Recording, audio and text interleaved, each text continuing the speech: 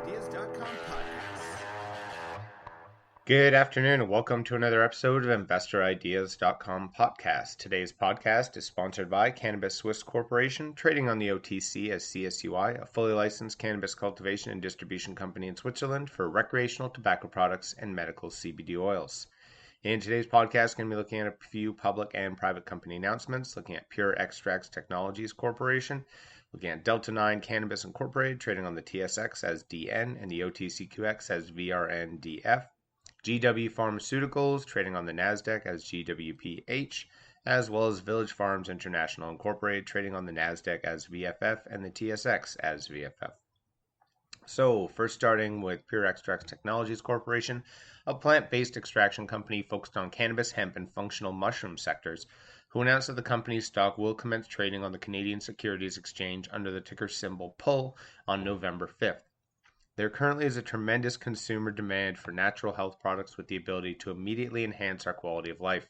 With Health Canada officially granting Pure Extracts a standard processing license under the Cannabis Act, this has put us on a path to deliver full-spectrum oil products by the end of the fourth quarter of 2020, said Chief Executive Officer Ben Nikolovsky.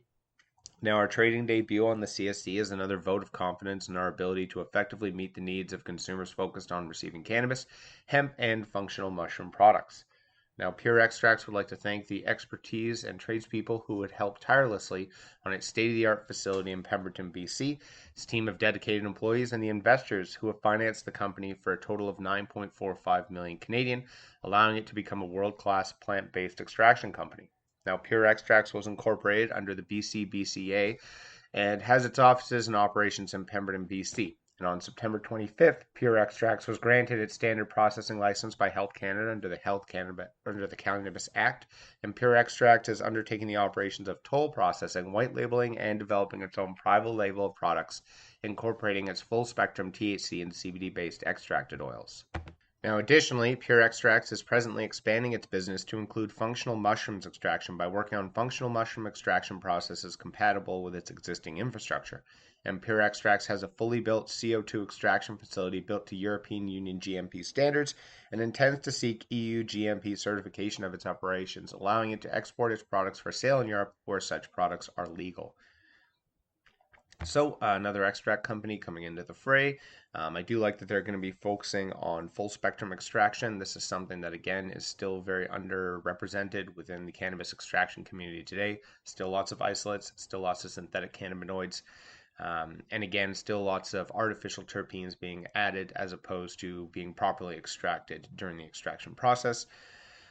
And in general, again, as I've discussed many a time, the effectiveness of the entourage effect can be measured. Many people are aware of this within the cannabis community, so focusing on these isolates with artificial terpenes, I do think that that's going to be a phase that slowly dissipates out of the industry, and you'll have more and more people focusing on these full or partial plant extracts that have a more natural and realistic efficacy to them.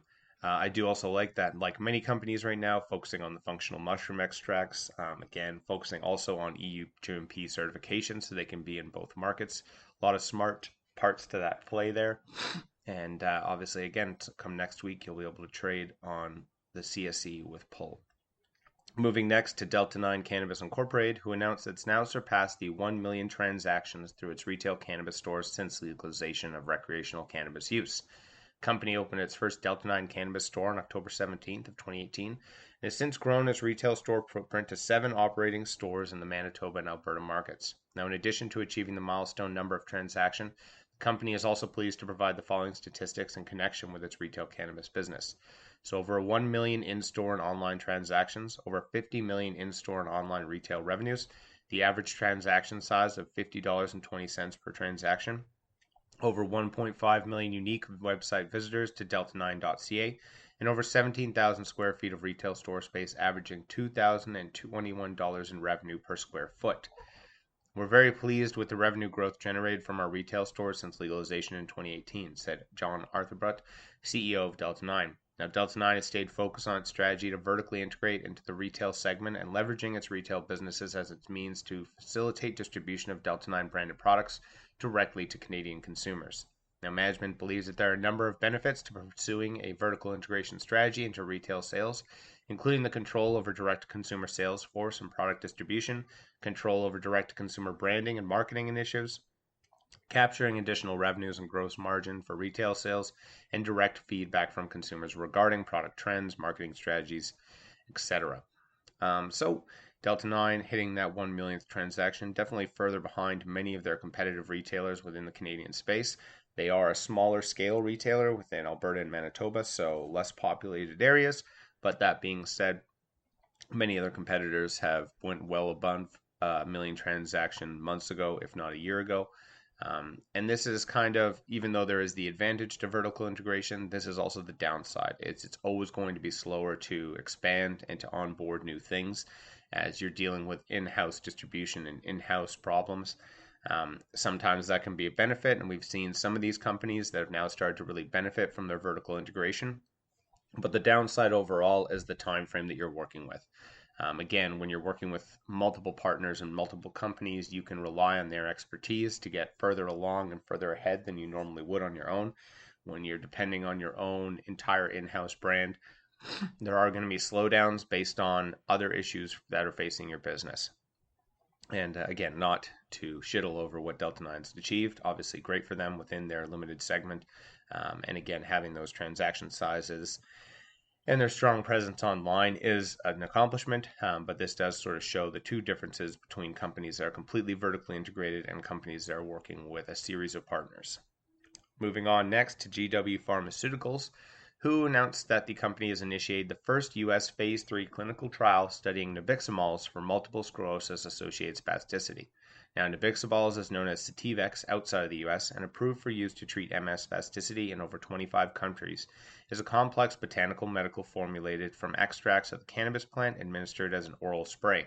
Now, positive results from 3 previous European and Phase 3 clinical studies have shown that nabiximols was well tolerated and provided continued reductions in patient-reported spasticity for individuals with MS. This Phase 3 trial is one of the 5 pivotal studies planned for nabiximol in MS spasticity, with the remaining studies on track to commence either later this year or in 2021. And GW expects that a positive result in any one of these 5 studies will enable the NDA submission potentially as early as mid-next year. We're excited that the U.S. Phase 3 clinical program evaluating nabiximols in multiple sclerosis spasticity is now recruiting patients after a delay due to COVID-19. Now, given the rigorous studies already conducted on the medicine outside of the U.S. and positive discussions with the FDA, we believe that we have a clear path to NDA submission potentially as soon as next year and a significant second product opportunity for GW in the U.S., stated Justin Grover, GW's Chief Executive Officer. Now is the ideal time to develop nabiximols in the U.S. as research shows a significant percentage of spasticity patients are today self-medicating using unapproved cannabis products to relieve their spasticity. And there is a significant need for new treatments to address spasticity in MS patients, a challenging condition with little therapeutic innovation in decades in the U.S., said Dr. Stephen Krieger, the Associate Professor of Neurology at Mount Sinai Hospital. Nabiximols has the potential to be rigorously tested in FDA-regulated cannabis-derived medicine for people living with MS, and I look forward to participating as an investigator in this study, which will evaluate the effects of nabiximols on the frequency of muscle spasms.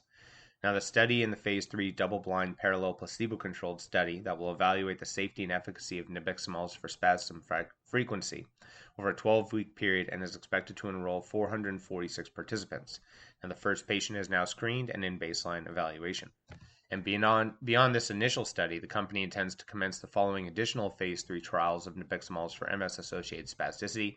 Now, the Phase 3 muscle tone studies, placebo-controlled crossover design, an N52 expected to start in the fourth quarter of 2020, N190 expected to start in the first quarter of 2021, and N36 for nabiximols responders expected to start in the first quarter of 2021, and a Phase 3 spasm frequency studies, which are expected to start in the second quarter of 2021.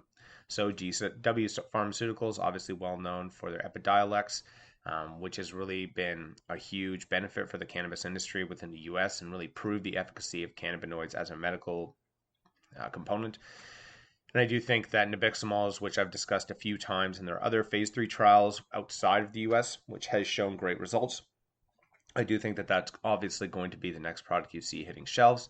and it could be another huge benefit for the cannabis industry. Again, unfortunately for many people, they require the FDA approval of cannabinoid medicine for them to really believe that this is medicine. And as much as you might have your own hesitations about GW Pharmaceuticals as a cannabis company, as they do seem to be very much more on the pharmaceutical side than they are based on the cannabinoid company side, they are doing a service to the cannabis industry in general by going through these rigorous studies, doing it all above board, and getting the FDA approval for cannabinoid-based medicine, which again, as much as I think that is overkill at this point, and I think that many practitioners should completely understand and be willing to use and prescribe cannabinoids in a safe environment, this is going to be another bump towards many of the people who have been doubting this to now stop doubting this. And there's a large amount of MS patients within the US, within Canada, within other parts of the world. This is an extremely debilitating disease with the muscle spasticity. So hopefully they can get beneficial results. Hopefully they can get this product out within the next year. And then again, that can be another huge benefit. It's similarly to what happened with Epidiolex, where many people knew family member or friends or someone who had a child with autism that did suffer from this and then had the ability to use the Epidiolex to then basically benefit their overall life.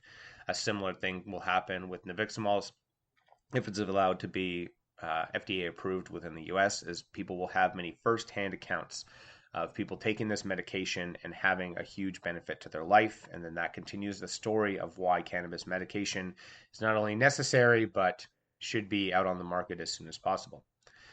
Lastly, today, looking at Village Farms International, who announced it's completed the acquisition from Emerald Health Therapeutics of 36 million common shares of Pure Sunfarms Corporation owned by Emerald, representing approximately 41.3% of the issued and outstanding common shares of Pure Sunfarms. Now, with the completion of the Pure Sunfarms transaction, Village Farms now owns 100% of the common shares of Pure Sunfarms. Village Farms conceived of a joint venture to launch its Canadian cannabis business. The result, Pure Sunfarms, is now one of the leading Canadian cannabis companies. With this transaction, our shareholders will now fully benefit from our initiative, said Michael DeGiglio, the CEO of Village Farms.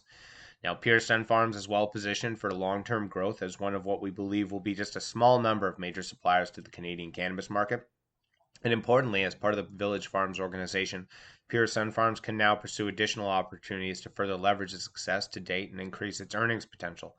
I'm pleased to welcome an outstanding management team and employees of Pure Sunfarms to our organization, and welcome back so many Village Farms personnel who transitioned to our cannabis venture in the early days to ensure that Pure Sunfarms would benefit fully from Village Farms' decades of experience and site-specific operational expertise. Now, Pure Sunfarms CEO Mandesh Dosanjh and his entire team have done exceptional work in bringing Village Farms' vision to reality, and we look forward to their continued contribution to the success of as part of the Village Farms going forward. Now, the acquisition of the entirety of Pure Sunfarms is a defining moment for Village Farms, furthering our transformation to a vertically integrated plant-based consumer packaged goods company. It allows us to fully leverage the invaluable cannabis expertise Village Farms has gained in combination with the organizational strength underlying the Village Farms produce business to pursue high growth opportunities in emerging legal cannabis and CBD markets in the US and targeted markets internationally. We will do so with the same thoughtfulness, prudence, strategic decision making, and focus on near-term profitability and long-term returns on investment capital that has been fundamental to the success of our investment in Pure Sunfarms. And we especially look forward to the potential for U.S. regulatory changes that would permit us to pursue our U.S. cannabis aspirations. It's one of the largest greenhouse footprints in the U.S., located in one of the best regions for growing in the country, alongside our cannabis success in Canada. We believe there is no company better positioned for long-term success in the U.S. cannabis industry. We are ready to move quickly and aggressively as soon as the regulatory environment permits. Now, upon closing of the Pure Sunfarms transaction, Pure Sunfarms will be fully consolidated into Village Farms' financial results, and Village Farms will report its third quarter financial results and the third quarter financial results of Pure Sunfarms on November 13th of 2020, and Village Farms' financial results for the 3 and 9 months ended September 30th will continue to reflect Village Farms' 58.7% ownership of Pure Sunfarms as an investment in a joint venture. So this has been a long time coming. Village Farms has obviously been very much invested in Pure Sunfarms since the beginning. There's a matter of time before they bought out the rest from Emerald Health Therapeutics, as this very much was more their focus. Then I would say Emerald Health Therapeutics, the other joint venture partner in Pure Sun Farms. Pure Sun Farms, again, I've talked about a lot, has done really, really well as a large-scale producer within the Canadian market. They've cornered a couple segments of the market, both for low cost and for premium bud. Well received in multiple provinces, and their product quality and consistency has been very maintained over a long time. So I do think that in general, you're going to continue to see success of Pure Sun Farms, and this is going to be a huge advantage for Village Farms. And this also speaks to kind of the end of the day today. Obviously, the U.S. election is occurring today. So if you're a U.S. listener, I'm sure this is heavily weighing on your mind. But in general, there's a lot of expectations from the cannabis industry right now that regardless of who wins, whether it's a Trump or Biden victory, that there is going to be some dramatic changes within cannabis regulation within the U.S. Both parties have sort of kept this in the back pocket to sort of help appease the other side of the equation, depending on who wins the election. And I do think that hopefully you're going to see some cannabis regulation reform, at least surrounding banking, or at least access for these companies who are joint venture companies in Canada and the U.S. to now have a little bit more footholding in the U.S. Again, I've been talking for the last couple of months. I've never seen quite this amount of anticipation and excitement surrounding U.S. regulatory change, even in the past couple of years. So I do expect that there is going to be possibly some sort of movement along those lines. And a lot of these companies are definitely planning that out. Village Farms International being one of them, that this acquisition or closing of the acquisition of Pure Sun Farms is very much intentioned for them to expand into the U.S.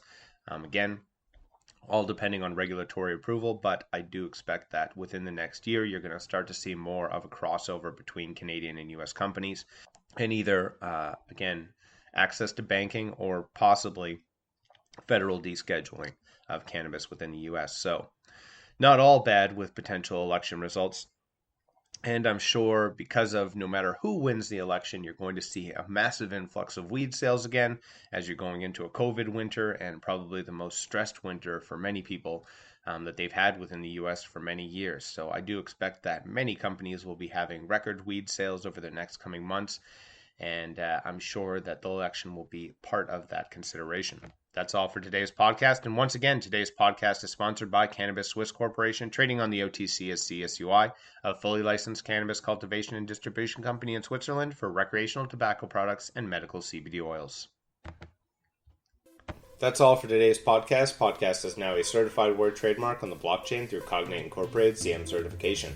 InvestorIdeas.com podcasts are also available on iTunes, Spotify, Google Play Music, Stitcher, iHeartRadio, Spreaker, and TuneIn. If you'd like to be a guest or sponsor of this podcast, please contact InvestorIdeas.com. Investor Ideas reminds all listeners to read our disclaimers and disclosures on the InvestorIdeas.com website, and this podcast is not an endorsement to buy products or services or securities. Investors are reminded that all investments involve risk and possible loss of investment. Investor Ideas does not condone the use of cannabis except where permissible by law. Our site does not possess, distribute, or sell cannabis products.